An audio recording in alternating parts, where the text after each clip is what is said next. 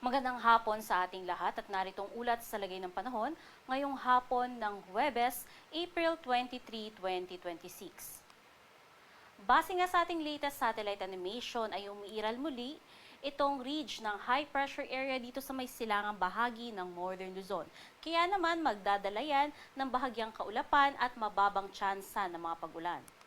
Samantalang dito naman sa nalalabing bahagi ng bansa kasama ang Central Luzon, maging dito sa may Southern Luzon, Visayas at Mindanao, umiiral naman itong easterlies o yung mainit na hangin galing Pasipiko na siya ring magbibigay ng mga pulu-pulong mga pag-ulan, pagkidlat at pagkulog, lalong-lalo na nga sa hapon. Sa magiging lagay ng panahon bukas, asahan nga natin na patuloy pa rin yung epekto ng ridge ng high pressure area dito sa may silangang bahagi ng Northern Luzon, kaya patuloy din yung mababang tsansa ng mga pag-ulan at generally fair weather. Samantalang dito naman sa may bahagi ng Metro Manila, maging dito sa may Central Luzon, Calabarzon, Mimaropa, buong Bicol region ay makararanas pa rin ng epekto ng easterlies na siya magdadala ng mainit at maalinsangang panahon at mga tsansa ng mga pulu-pulong mga pagulan, pagkidlat at pagkulog. Sa nalalabing bahagi ng Luzon, asahan natin naman yung bahagyang maulap hanggang sa maulap na kalangitan at mga pulu-pulo o mga localized thunderstorms sa hapon. Agwat ang temperatura dito sa Tuguegarao umaabot ng 26 to 36 degrees Celsius, Baguio 17 to 24 degrees Celsius at dito naman sa Metro Manila 24 to 36 degrees Celsius. Sa magiging lagay naman ng panahon dito sa may bahagi ng Palawan, Visayas at Mindanao, patuloy pa rin iiral bukas ang easterlies. Kaya maghanda pa rin tayo sa mainit at maalinsangan na panahon at tsansa ng mga pulu-pulong mga pag-ulan, pagkidlat at pagkulog, lalong-lalo na nga sa hapon.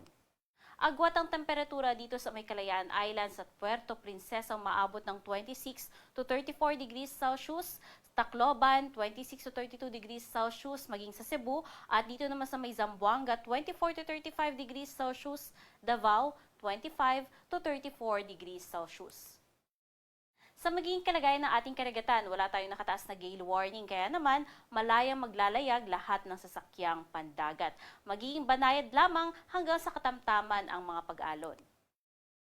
Sa magiging lagay naman ng panahon sa susunod na 3 araw dito sa Luzon, asahan nga natin na yung ridge ng high pressure area dito sa may silangang bahagi ng Northern Luzon ay magpapatuloy na nga lamang hanggang bukas at pagsapit ng weekend hanggang Lunes, patuloy na nga yung epektos ng easterlies sa buong Luzon, kaya naman patuloy yung alinsangan ng panahon at dito nga sa may silangang bahagi ng Northern Luzon, maghanda muli sa tsansa ng mga pagkidlat, pag-ulan, pagkidlat at pagkulog sa hapon.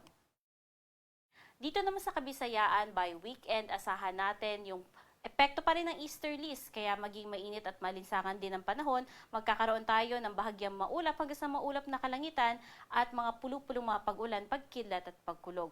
Ngunit pagsapit ng Lunes, dahil sa paglakas pa nitong easterlies, makikitaan nga natin ng pagtaas ng tsansa ng mga pag-ulan at mga kaulapan dito sa may silangang bahagi ng Visayas kasama ang Tacloban City.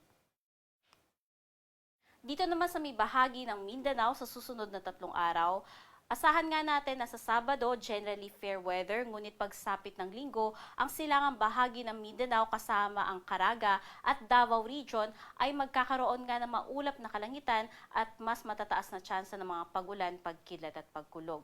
Pagsapit naman ng Lunes, yung mga kaulapan na yan ay mas hihilaga pa ng Mindanao, kaya naman some parts ng Northern Mindanao as well as Caraga makaranas muli ng mga tsansa ng mga pag-ulan, pagkidlat at pagkulog at kaulapan sa magdamag. Samantala, sa nalalabing bahagi ng Mindanao, iiral naman yung bahagyang maulap hanggang sa maulap na kalangitan at mga pulu-pulo ulit na mga pag-ulan, pagkidlat at pagkulog.